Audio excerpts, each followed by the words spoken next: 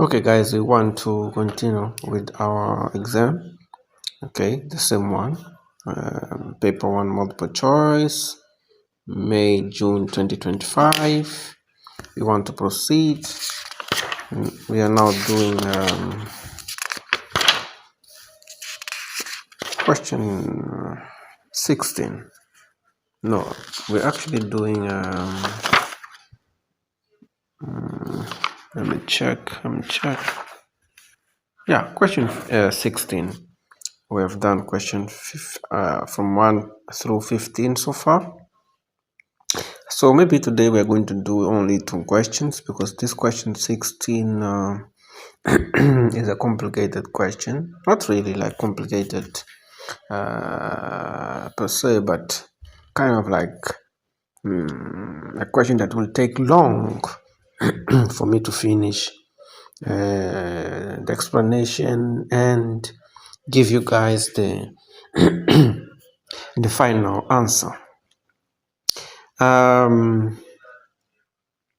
So this question reads, the graph shows how the rate of a reaction changes with substrate concentration in the presence of no inhibitor,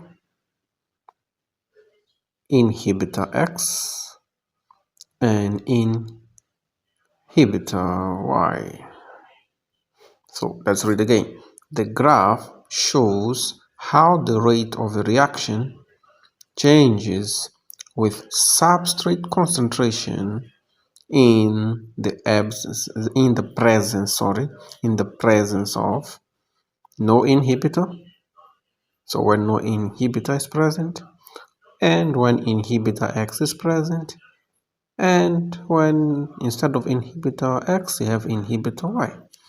Now, one of the inhibitors is competitive and the other inhibitor is non-competitive. So down here we've got the graph. Let's just look at the graph now. Let's study the graph. So you can see that the vertical axis gives us the rate of reaction. So the rate of reaction here is dependent variable, right? And then the horizontal axis gives us the substrate concentration. This is the unit, moles per cubic decimeters, right? Or decimeters cubed, like some people say. Negative actually here. So it's like concentration per mole per decimeters cubed or cubic decimeters. So it's actually the unit is moles per cubic decimeters only, not more than that. So just trying to clear my voice. I don't know why when I start my lesson my voice now wants to misbehave. So sorry for that. Now I'll clear my throat in this case. We want to we want to understand this. So we have 3 graphs here, actually 3. All right. So one is the one with no enzyme inhibitor, the first one up there. Okay.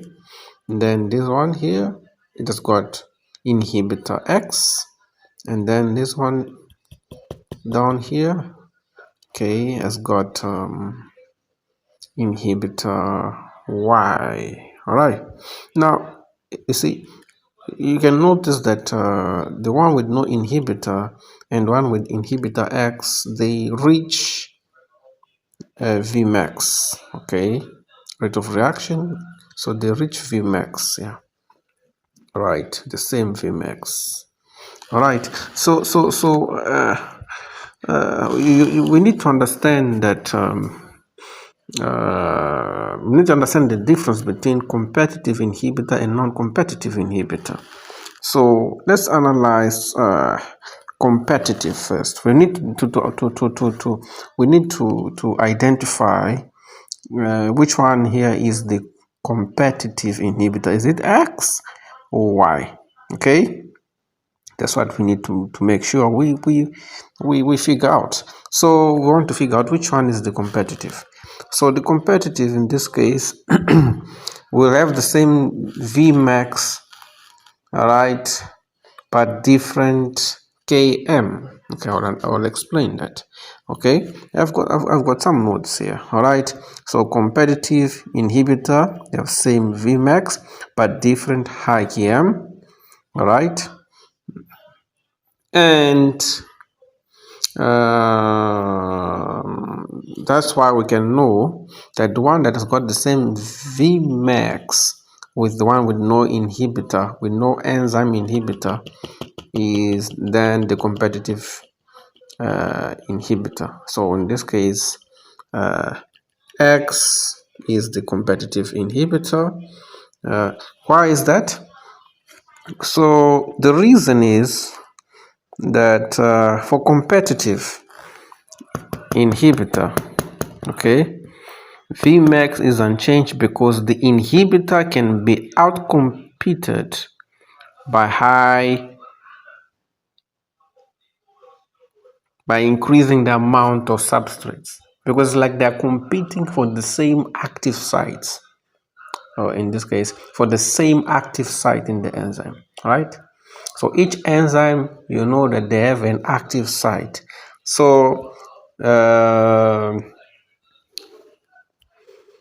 the reaction to take place, the substrate must form a complex with the enzyme.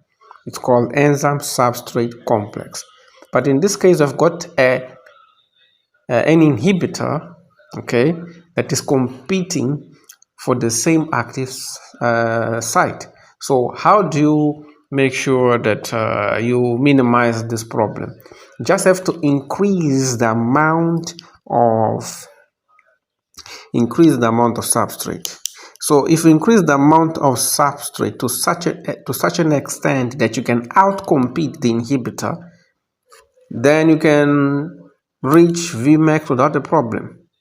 All right, you can reach Vmax without a problem. Why? Because you can outcompete the inhibitor by increasing the amount of substrate.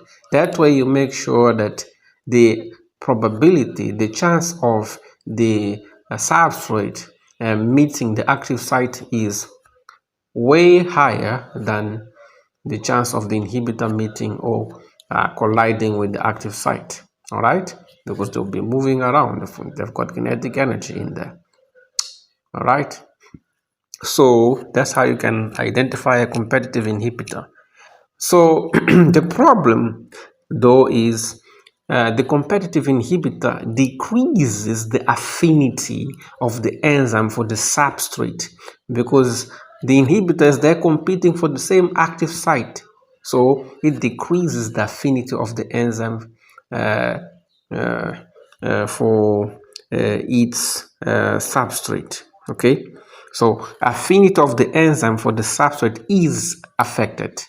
It is affected negatively, it decreases. So by doing so, you are going to increase Km. So Km measures affinity of an enzyme to its substrate. So if you've got the presence of competitive inhibitors, that will change Km by increasing its value. And if you increase the value of the of the value of Km, that means that the affinity has been jeopardized, in the sense that it has been decreased. Okay, the affinity for the substrate of the enzyme has decreased by reason of the presence of an inhibitor that is competing for the same active site. That's why we call it competitive inhibitor. Do you understand? So in competitive inhibition, we have the substrate concentration eventually reaching Vmax, maximum velocity, which is maximum rate of reaction. Eventually it reaches, all right? But what's gonna happen is that the Km increases. The Km increases, so it changes the Km, right? Now, for non-competitive inhibitor, what's going to happen is that they're not competing for the active site. It's going to uh, bind to another location of the enzyme, and that will change somehow the shape of the enzyme, which is going to compromise the efficiency of the enzyme. So non-competitive reduces enzyme efficiency, so it decreases Vmax. So what you have to understand is that if the inhibitor does not bind to the active site, it's going to bind to the allosteric site. Okay, allosteric site is any other location where the inhibitor binds itself to the enzyme. So by doing so, it changes the shape of the active site. Okay, and it can be reversible. And by being irreversible, it means that that enzyme can no longer bind to the substrate. So that's why the Vmax decreases, because the amount of enzymes available will decrease by reason of the inhibitor binding to the allosteric site, making the enzyme less efficient by decreasing or by altering the shape of the active site, making it less effective in terms of binding with its substrate. That's what you have to understand here. Okay, so it's called allosteric site, right? So that's it. It's time to listen again to the explanation. Okay, enjoy.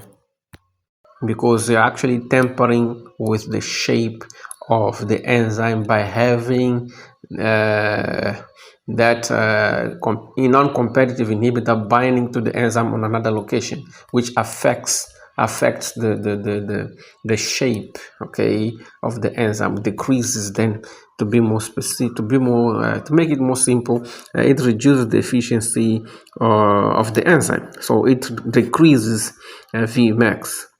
But it does not affect, it does not affect the affinity, all right? Affinity is not affected in this case. What is going to be affected is efficiency of the enzyme. So efficiency will mean that the enzyme will no longer be able to reach Vmax. Do you understand? Will no longer be able to reach Vmax. But the affinity is still the same, because they're not competing for the same active site. But it compromises somehow the enzyme. Do you understand? That's what happens, right? So now we know that okay, we're just going to do this question today.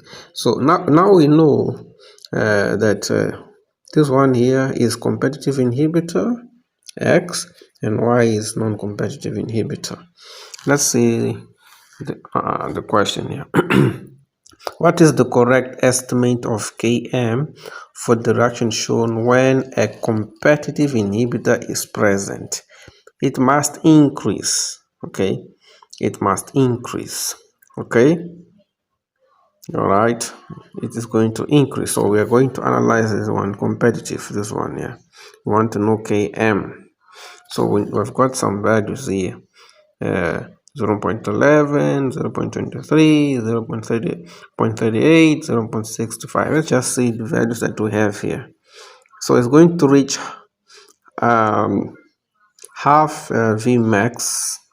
Just have to see where it reaches half Vmax. Somewhere here. This is half Vmax, right? And then eventually Vmax is here. So what is Vmax here? Vmax is 0.005. So half of that value is somewhere here. Okay, it's somewhere here. 0.0025 is here. All right, or almost 25, something like that.